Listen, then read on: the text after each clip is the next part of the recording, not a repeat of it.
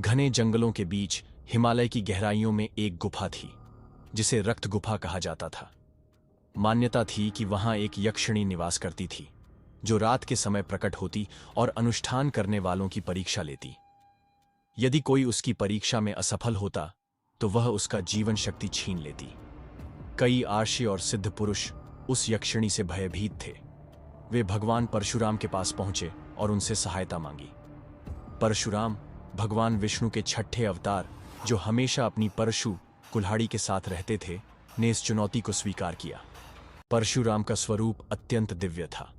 लंबे घुंघराले बाल, सिर पर चंदन का तिलक, गले में रुद्राक्ष की माला और पीले वस्त्र। उनकी आंखों में अद्भुत तेज था। उन्होंने कहा, यदि यह यक्षिणी अधर्म के मार्ग पर है तो उसे रोकना होगा। रात के समय परशुराम रक्त गुफा में पहुंचे। चारों ओर घना अंधकार था और हल्की हल्की लाल रोशनी गुफा से बाहर आ रही थी। अचानक हवा तेज चलने लगी और एक रहस्यमयी हंसी गूंज उठी। यक्षिणी प्रकट हुई। उसकी आंखें लाल थीं, लंबे काले बाल हवा में लहरा रहे थे और उसने काले और लाल वस्त्र धारण कर रखे थे। उसकी सुंदरता मोहक थी, लेकिन उसका स्वर भयावह। परशुराम, तुम यहां क्यों आए हो?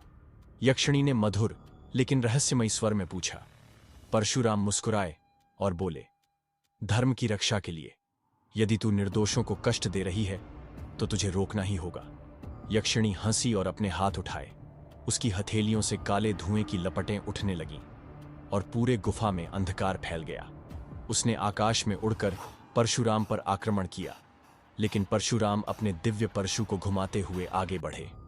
परशुराम ने आकाश में छलांग लगाई और अपनी कुल्हाड़ी से यक्षिणी के वार को काट दिया। यक्षिणी ने अपनी जादुई शक्तियों से हजारों भ्रम पैदा किए, लेकिन परशुराम ने अपनी दिव्य दृष्टि से असली यक्षिणी को पहचान लिया और अपनी परशु फेंकी। परशु सीधे यक्षिणी के पास जा टकराई, जिससे वह नीचे गिर गई।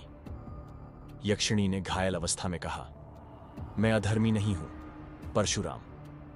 यह गुफा मेरे रक्षक स्वरूप में है, लेकिन एक राक्षस ने मुझ पर शाप डाल दिया था। वह मुझे निर्दोषों पर आक्रमण करने के लिए विवश कर रहा था। परशुराम ने अपनी दिव्य दृष्टि से सत्य को देखा और मंत्रों का उच्चारण कर उस राक्षस को प्रकट किया। राक्षस प्रकट होते ही परशुराम ने उसे अपने परशु से समाप्त कर दिया। यक्षिणी अब मुक्त थी। उसने परशुराम को प्रणाम किया और कहा, तुमने मुझे शाप से मुक्त किया है। अब मैं इस गुफा में तुम्हारी भक्ति करूंगी। परशुराम ने मुस्कुराकर कहा, धर्म की रक्षा करना ही मेरा कर्तव्य है। और वे वहां से चले गए। जब परशुराम चले गए, गुफा में हल्की सी दिव्य चमक उठी।